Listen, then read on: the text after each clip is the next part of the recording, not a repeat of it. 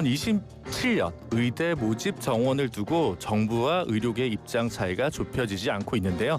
정부는 올 초에 무조건 이걸 정한다는 상황인 것 같습니다. 개혁신당 함익병 원장 연결해서 현안 관련 점검해 보도록 하겠습니다. 원장님 안녕하세요. 네, 안녕하세요. 네, 지금 요게 또 이제 의료계가 다시 뜨거워지고 있는데, 네.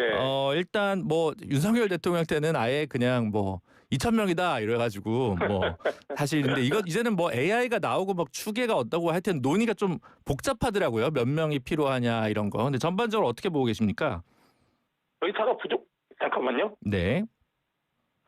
의사가 그렇게 부족한 상황은 아니라고 저는 봐요. 네. 현재 우리 상황의 문제가 뭐냐면 의사 수가 부족한 게 아니라 의사가 있어야 될 곳에 의사가 제대로 위치하냐 안 하냐가 지방 의료가 문제가 되는 거죠. 네. 또 하나는 뭐냐면 워낙 필수 의료기의 전문의 숫자는 많은데 이분들이 너무나 근무 여건이 열악하다 보니까 네. 자기 전문의 자격을 포기하고 흔히 말하는 피부과, 안과 이런 걸 하게 되는 거죠. 그러니까 이거는 뭐냐면 네.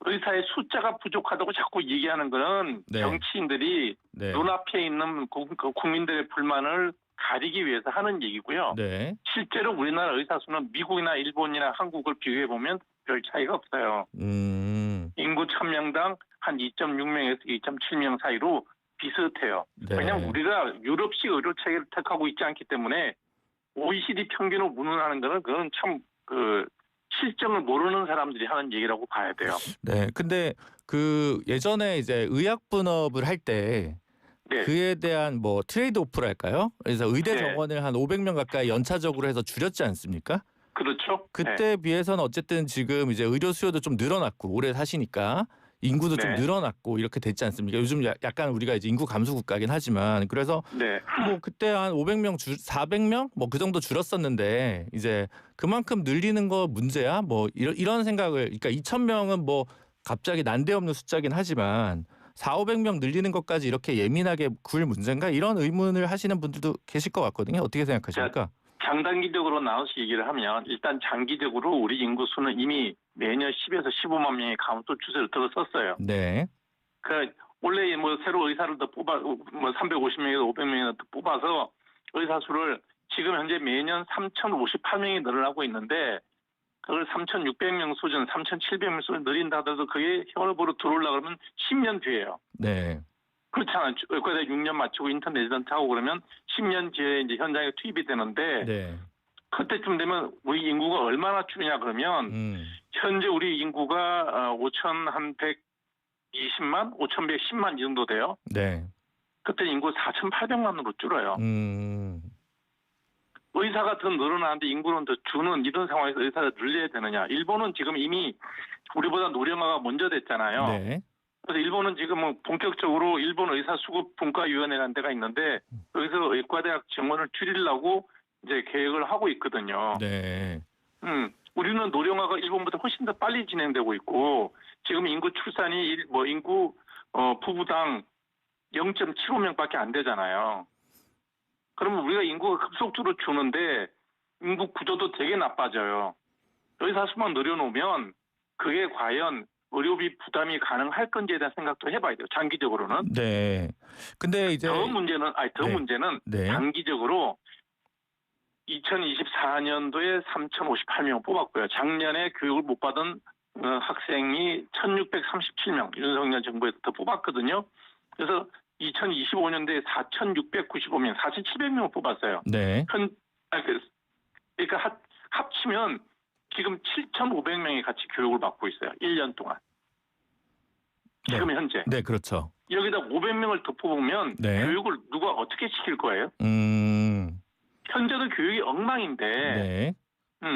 우리 의사들끼리 농담을 하는 얘기가 윤석열 이전, 윤석열 이후 의사 면허번호 확인하고 병원 가야 된다 이런 얘기를 하거든요. 당장의 교육 네. 당장 교육이 안 돼요. 그러니까 말씀하신 대로 당장 교육 여건의 수용 한계를 지금 초과했다는 지적은 일리가 있는데 네. 그러면 이제 한 2~3년 후에 증원을 시도하는 것은 이제 상관없지 않을까라는 생각도 할 수 있잖아요. 당장 뭐 27년부터는 아니더라도. 그러니까 의사를 무조건 늘려서 뭐가 좋아질지 생각을 해봐야 돼요. 네. 자, 지금 현재 의사가 필수 의료기관 의사에 가지가 않는 이유, 지금 소아과 의사 6,800명 있어요. 네. 현재 소아진료 안 해요. 다른 수가가 걸 낮아서 안 한다는 거죠. 한다니까요. 네, 예. 네. 수가가 낮아서 6,800명의 전문의가 전문의 자격을 포기하고 다른 과 일을 하고 있는데 수가를 올리든지 소아과에 대한 어떤 배려를 해야지 의사를 많이 뽑은 건 소아과에서 할 것 같아요. 네. 지금 근데 예를 들면 뭐 그런 거 많지 않습니까? 지역에 이제 보건소 같은데 연봉 네. 3, 4억인데 안 간다. 뭐 이제 여러 가지 이유는 있겠습니다만 그러다 보니까 그러면 산업 예비군을 늘려서 이거를 해결해야 되는 거 아니야? 이게 이제 전통적인 시장주의적 해법이잖아요. 의료 시장이 시장주의가 아니잖아요. 아, 의료보험이라는 게 국가공보험이고 그러니까 시장주의가 안 돌아간다는 얘기를 제가 말씀을 드리는 거예요. 네. 시장이라는 거는 완전 시장 경쟁 체제, 수요 공급이 시장 경제 논리로 움직이면 그게 작동될 수도 있어요. 네. 그런데 현재는 의료보험이라는 게 국가 의료보험이라는 게 공보험으로 돼 있고요. 강제 지정제로 돼 있어요. 네. 그러다 보니 아무리 의사 수를 늘려놨고 아무리 지방에다 뭔가 인센티브를 주는 듯이 이 얘기를 해도 그게 절대로 정부에서 생각하는 대로 의사가 지방 내려가고 의사들이 필수 의료를 하지 않는다는 거예요. 제가 재밌는 예를 하나 들려드릴게요. 영국이 완전 공영 거기는 세금으로 진료를 해주거든요. 네, 유명하죠. 네, NHS라고 되게 유명한 시스템이에요. 영국의 인구가 우리보다 조금 많을 거예요. 한 6천 몇백만 되나? 우리보다 인구가 조금 많아요. 한 6천 몇백만 돼요. 의사 수도 우리보다 좀 많아요. 네. 근데 의과대학에서 매년 9,500명이 졸업을 해요. 네. 네. 근데 매년 6,000명이 외국으로 나가요. 아. NHS라고 하는 그런 완전 공무원화된 의료 시스템에서 의과대학을 마친 애들이 매년 9,500명이 졸업을 하는데 매년 5, 6천 명이 나간다고요. 그러니까 처우가 더 좋은 미국이나 이런데 뭐 아니면 뭐 아부다비나 이런 데로 간다는 얘기죠. 중동이나 호주나 네. 뉴질랜드나 홍콩이나 미국 영어가 그는 통하잖아요. 네. 그러니까 아무리 졸업을 많이 시켜도 아무리 의사를 많이 의과대학생을 만들어도 다 해외로 이주해버려요. 그래서 영국의 의료는 지금 다 영연방 국가에 있는 식민지 국가 옛날 인도, 이집트 이런 데서 들어와서 일을 하거든요. 네. 우리는 어떤 일이 벌어질 거냐면 의사를 많이 늘리잖아요. 정부가 원하는 대로 바이탈과 의사가 늘어나는 게 아니라 아예 인턴 레지던트 안 하고 바로 개업해요. 원래 보시면 이제 뭐 필수 의료기가 의료과가 레지던트가 없다고 신문에 크게 났더라고요. 네. 근데 저 같은 사람들은 그 뒤 밑에 거를 봐요. 뭘 보냐면 피부과, 안과, 성형외과도 미달이에요. 뭘 의미하는지를 그거를 정책을 하는 사람들은 똑바로 봐야 된다는 거예요. 옛날 같은 피부과 같은 120%, 150%예요. 네. 원래는 90% 얼마예요? 그렇죠. 95%. 가장 인기 있는 무슨 뜻이냐면 네. 가장 인기 있는 과도 학생들이 졸업을 하고 이제는 그냥 빨리 나가서 개업할 거야. 4년, 5년 인턴 레지던트 하는 것도 시간 낭비되는 거예요. 우리나라 의대생들은 외국으로 도피하기는 어려워요. 영어가 자유롭지 않기 때문에. 네. 영국은 뭐 영연방 국가 어디든 미국까지 그렇죠. 포함해서 자기들이 다 나갈 수 있으니까 10,000명 가까이 졸업하고 5,000명, 6,000명이 나가고요. 네. 한국은 예를 들어서 의사를 많이 뽑잖아요. 그러면 의대생들이 졸업하고 바이탈과를 하고 시골로 가는 게 아니고요. 졸업하자마자 개업할 거예요. 네. 지금 그래요, 지금.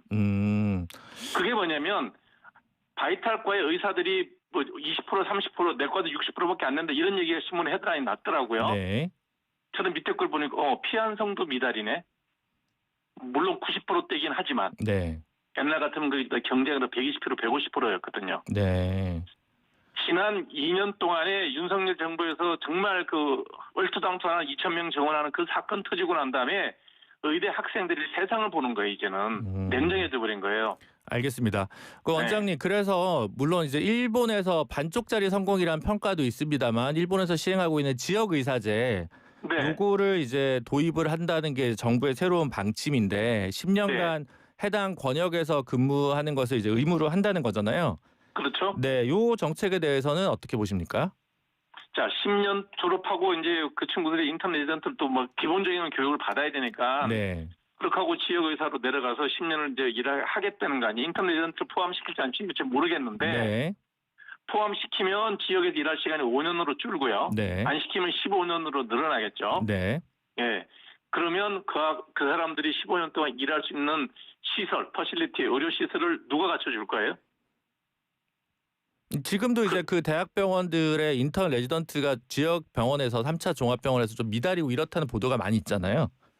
자, 그거를 시스템을 그렇게 만드는 게 아니라 일단 그 사람들이 일할 공간이나 시설을 맞춰줘야 되는데 네. 자기 돈으로 개업하라고는 당연히 안 할 거고요. 네. 예, 그 시설을 맞춰야 되거든요. 그거는 들어간 예산을 어떻게 할 것이며 그다음에 그 사람들이 계속해서 지역에 뿌리를 내리고 살아갈 거냐. 네. 지금 지방 인구가 소멸돼서 사람이 없어지는데 네. 의사는 계속 있어야 돼요. 아, 그러면 지역 의료 공백은 어떤 방식으로 해결하는 게 좋다고 생각하시나요? 그거는 교통으로 해결해야 돼요. 그다음에 현재 각 지역의 거점 병원을 훨씬 더 활성화시켜야 돼요. 그러려면 전체 보험 시스템을 완전히 새로 바꿔야 돼요. 예전에 권역별 의료제도라는 게 있었어요. 네. 그러니까 부산, 경남, 대구, 경북, 호남, 충청, 강원 이런 식으로 해서 각 대학병원의 권역별로 그 권역을 벗어나서 3차 병원으로 마음대로 이송을 못했어요. 네. 근데 지금은 부산에서 교통사고 나도 서울에 오고요. 네. 예, 부산에서 상해를 당해도 헬기 타고 서울 오는 세상이에요. 네.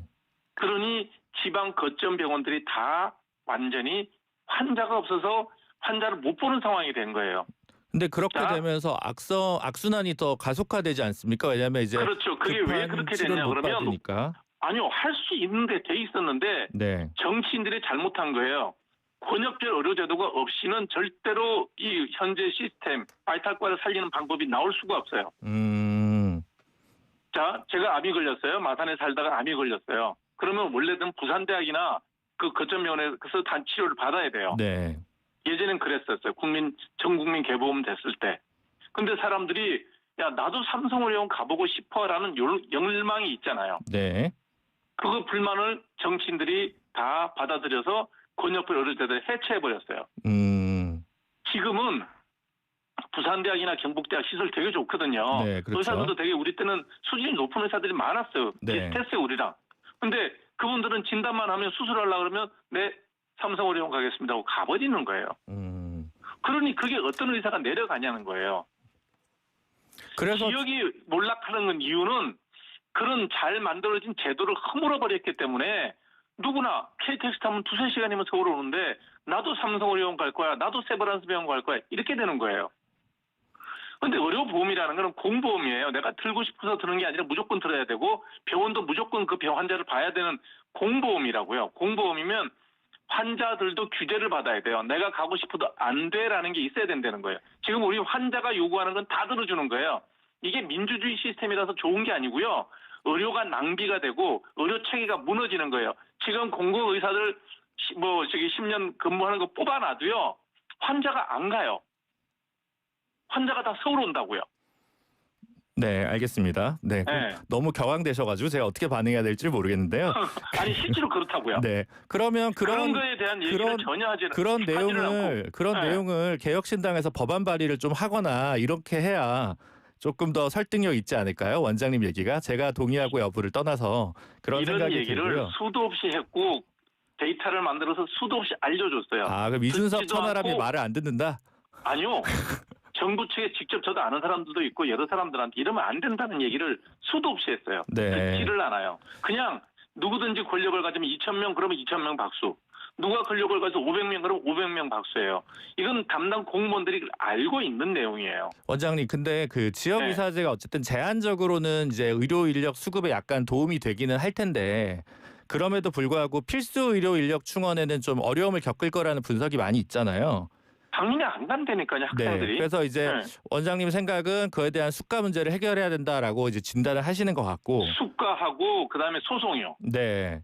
아니 지금 의료 소송. 응급실에서 환자 소아외과 쌤이었고 외과 선생님이 소아 환자를 수술을 했어요. 급하게. 네. 안 하면 환자 목숨이 위태로우니까. 근데 환자분의 후유증이 남았어요. 소송 결과는 왜 소아 전문 외과가 안 하고 외과에서 했냐는 거예요. 그리고 민사적으로 얼마를 줘라 이렇게 판결이 나오는데 누가 그 환자를 이렇게 책임지고 받으려 그러겠어요. 알겠습니다. 근데 진짜 궁금해서 네. 그런데요. 네. 그냥 의과대학 산부인과, 의과대학 네. 외과 이렇게 처음부터 뽑으면 안 돼요? 가능할 거예요, 그거는. 네, 그렇게 해서 처음부터. 필수 인력 문제를 좀 해결할 수는 없을까? 저는 늘 예, 그 그래서 이제 생각이어서. 전문의를 따요. 네, 예, 따고 개업은 피부과를 할 거예요. 알겠습니다. 네, 그러니까 이런 인간이 가지고 있는 기본적인 욕망이 있잖아요. 네, 편하게 우리가 직종에서 예를 들면 삼성전자의 모든 직원이 똑같이 입사를 해도 좀 편하게 월급 많이 받는 데가 있고 고생을 많이 하는데 월급이 적은 부서가 있을 거예요. 그렇지 않겠습니까? 네, 그러면 나중에 오너 입장이라면 고생을 많이 했는데 월급이 좀 적었지만 회사에 공헌한 바가 있으면 다음번에 오너가 할 수 있는 거 월급은 그 업종 자체가 월급 많이 못 주는 파트라면 승진이라도 시켜야 될 거 아니에요. 네, 그래서 그 시스템이 돌아가도록 해야 되는데 우리는 소아과, 산부인과, 응급의학과, 흉부외과, 피보고 늘 잠 못 자고 고생하고 했는데 급여도 작아요. 소송도 많아요. 끌려가면 형사재판도 받아야 돼요. 요즘엔 민사만 안 해요. 형사를 같이 걸어요. 무조건 검찰에 가야 돼요. 그래야 자기들 소송이 유리하니까. 알겠습니다. 법원에 가면 네. 이렇게 해서 이제 엄청난 배상금이 나오면 누가 그 고생을 했는데 아무런 어떤 나한테 받는 리워드가 없는 상황에서 급발을 하라고 한들 학생 뽑을 때 서울대학교 외과 학생으로 뽑았다 한들 외과 공부하겠죠. 전문의 끝나고 난 다음에 외과 안 하면 어떤 벌을 줄 거예요?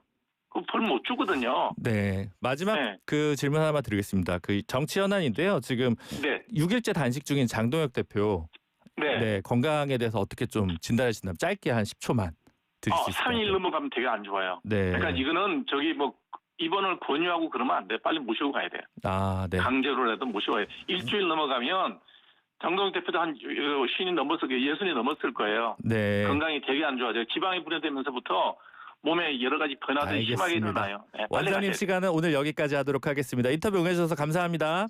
네, 고맙습니다. 우리은행